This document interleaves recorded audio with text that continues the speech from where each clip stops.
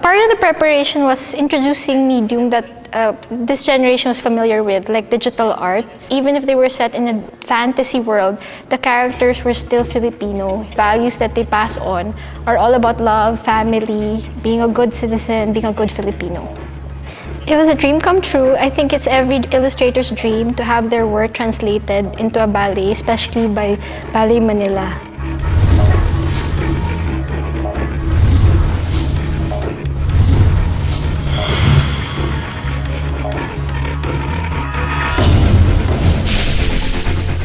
Lola Basyang is a classic.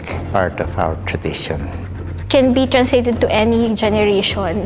Meron tayo isang baul ng imahinasyon na doon tayo lahat dumudukot. Ang mga kwento ni Lola Basyang nasa baul na yan. And it's a common baul. Lahat tayo may ganong klaseng baul. Part of our culture, it's part of our heritage. And I think it's really nice to be able to pass this from one generation of Filipinos to the next. Ang ganda ng istorya, ang daming family values. Lola Basyang the ballet, it's a first. Sometimes it's very difficult to translate dance, from a storybook. The presentation has no lyrics in them. So it's all going to be based on the music and the dance. So it's 50-50, so that's pretty much a lot of weight on telling the story through the music and through the dance. So that in itself, I think, is a challenge. I want it to be very romantic. Very magical, very larger than life. So I want the people to fall in love after watching Prinsipe ng mga Ibon.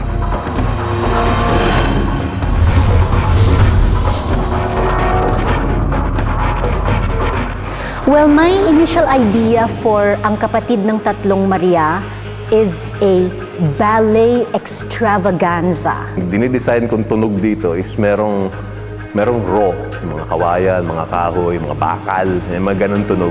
At the same time, may kasamang mga orchestral synthesizer sounds. So it's a combination of extremes, extreme high-tech, extreme low-tech.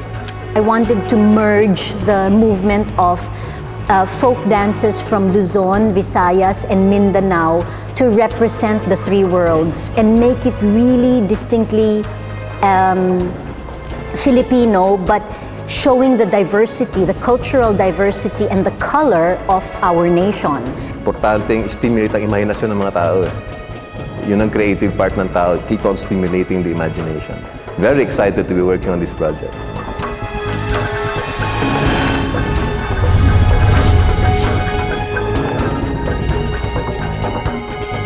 Sarap din gawa ng sayaw ng company. So I always look forward to choreographing for them.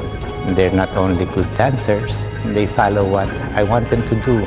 Collaboration with choreographer and composer, you can only get with original music and productive collaboration in-house by Tony Fabella and Ryan Cayebiab. Turning it into ballet, mas maintindihan nila, sabagay simple ang mga istorya ni Lola Basyang, pero mas maintindihan nila at mas magagandahan sila with ballet, with dancing.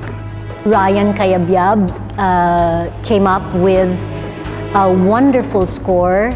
Because ang Mahiwagang Violin is our finale, it is so appropriate because I really believe that the audience will come out of the theater whistling the tune of Rodrigo's theme.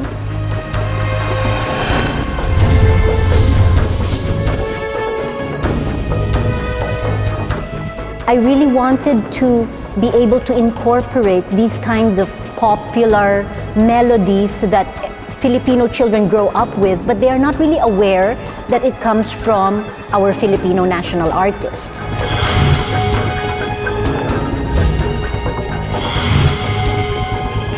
Sarap! Ballet Manila, di sa makuha.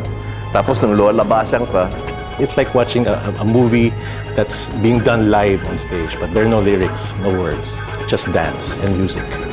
To see the storybook on stage is going to be very original. We tell the story with the use of our bodies and the music.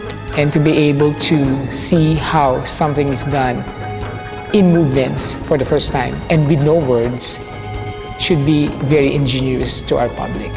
you don't have to understand Filipino or you don't have to understand English to be able to understand what is going on in a ballet.